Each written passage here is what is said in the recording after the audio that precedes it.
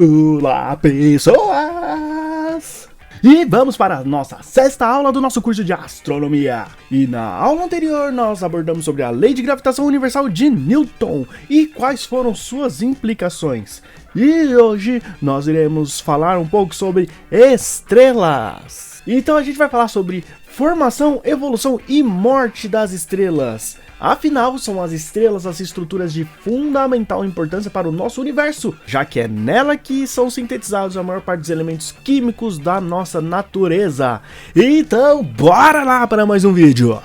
Formação. As estrelas são formadas a partir de uma concentração de gás e poeiras interestelares, conhecida como nuvens moleculares. A gente comentou sobre uma dessas nuvens moleculares quando a gente falou da nebulosa pré-solar, que deu origem ao nosso sistema solar. Essas são regiões extremamente frias, o que favorece a formação de moléculas de monóxido de carbono e de gás hidrogênio.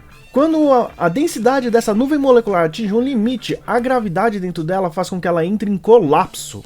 E durante o colapso são formados fragmentos menores, contendo entre 10 e 50 massas solares. Uma vez que um fragmento se destaca das outras partes da formação estelar, tendo uma forma definida, identidade própria e gravidade destacada do restante da nuvem, chamamos ela de protoestrela. À medida que a protoestrela se forma, o gás da nuvem cai para o seu interior e a energia potencial gravitacional dele é convertida em energia interna, como energia térmica. A energia térmica causa um aumento na temperatura do gás, causando também um aumento na pressão interna, o que contrabalanceia a gravidade que está puxando toda aquela nebulosa para o seu centro. Esse equilíbrio interrompe o colapso, o que faz com que ela se torne uma protoestrela estável. O material continua então a cair em direção ao centro da estrela, se concentrando nas regiões mais externas. A energia produzida pela estrela durante o colapso é capaz de mantê-la irradiando luz por mais ou menos aí uns 15 milhões de anos, que é chamado de tempo de Kelvin-Helmholtz. Como a maioria das estrelas são mais velhas que isso, tendo idade aí na casa de 10 bilhões de anos, precisa de uma nova fonte de energia para manter sua estrutura. Para isso, as estrelas realizam uma série de fusões nucleares em seu interior, e nesse processo termonuclear, os núcleos atômicos são fundidos, ou seja, eles são unidos para se tornar outros núcleos. E nesse processo libera muita energia na forma de luz e calor. E então um forte vento estelar formado de radiação e partículas interrompe a queda do material. Nessa etapa, a protoestrela passa a ser considerada uma estrela jovem. Isso porque sua massa não sofre mais alteração e sua evolução estelar já está definida. E aí você me pergunta, e quando a protoestrela não consegue ter massa suficiente para iniciar reações nucleares em seu interior? É o que ocorre com estrelas com massas menores que 0,08 massas solares. Essas protoestrelas não são bem sucedidas em se tornarem estrelas, mas continuam a emitir luz, principalmente infravermelho, graças à energia gerada em seu colapso, o que permite que elas brilhem por cerca de 15 milhões de anos. E esses corpos recebem o nome de anãs marrons, sendo uma estrutura intermediária entre as estrelas e os gigantescos planetas gasosos, como por exemplo Júpiter. Estrutura. A estrutura de uma estrela pode ser separada em duas regiões, interior e atmosfera. Os limites entre essas regiões não são muito bem definidos e variam muito de estrela para estrela. O interior da estrela nós podemos dividir em região central, envelope radioativo e envelope convectivo. O interior vai carregar praticamente toda a massa total da estrela. É na região central onde ocorrem as reações termonucleares que geram a energia da estrela.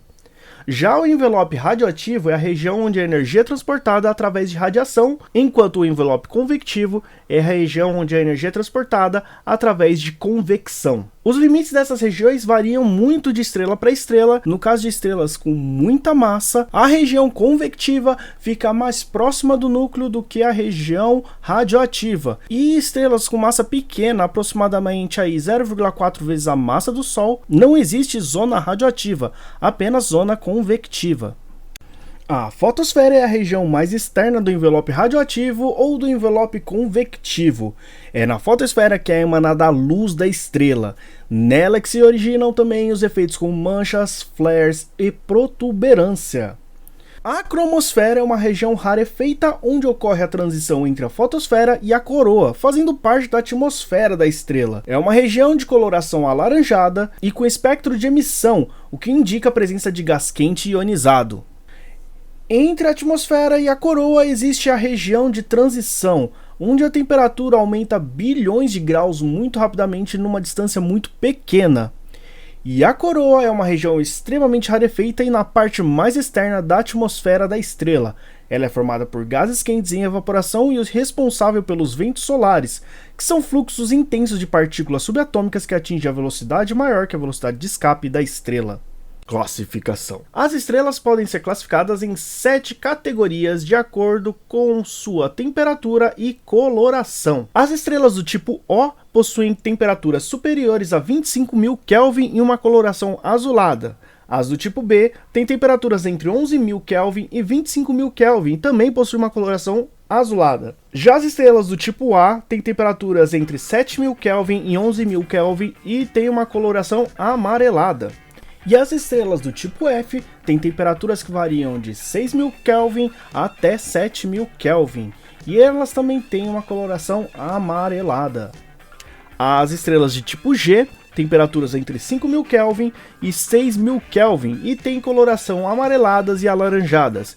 E é nessa categoria que está o nosso Sol. No tipo K temos estrelas com temperaturas entre 3.000 Kelvin e 5.000 Kelvin, com coloração alaranjadas e avermelhadas. E por fim as estrelas do tipo M, que tem temperaturas menores que 3.000 Kelvin e tem um tom vermelho intenso. Evolução e morte estelar. Considerando a classificação e a magnitude da estrela, ou seja, o seu brilho, nós utilizamos o diagrama Hertzsprung-Russell, também conhecido como diagrama HR, esse diagrama aqui.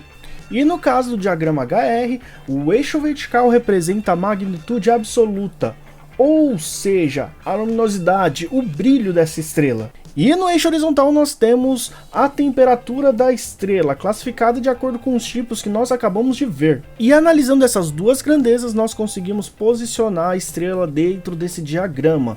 E assim é possível analisar sua evolução futura. A maior parte das estrelas estão na região da chamada sequência principal, incluindo o nosso Sol. Quando uma estrela de massa pequena ou intermediária consumir e esgotar todo o hidrogênio de seu núcleo, ela sai da sequência principal e se torna uma gigante vermelha, sendo muito maiores e luminosas que estrelas da sequência principal de mesma temperatura. E quando essa estrela passa a consumir o hélio que compõe o seu núcleo, ela então evolui de seu estágio de gigante vermelha para o estágio de anã branca. Agora, se a estrela for extremamente massiva, o núcleo extremamente quente e denso entra em colapso. Com a formação de metais mais pesados como silício e ferro, a gravidade da estrela aumenta consideravelmente. Enquanto a energia da fusão termonuclear é liberada, a gravidade aumenta o suficiente para sobrepor essa emissão. Nesse ponto nós temos um lado emitindo energia para fora, enquanto o outro está puxando a estrela para o centro. Choque entre as camadas da estrela colapsando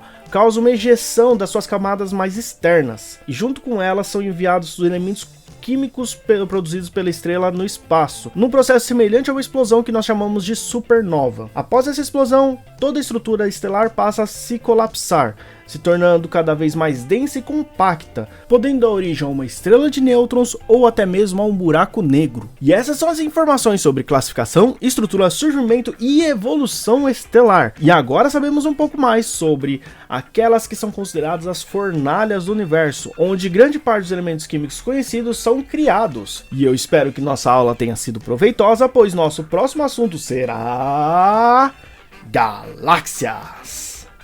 Então nos vemos na próxima aula, pessoal. Falou!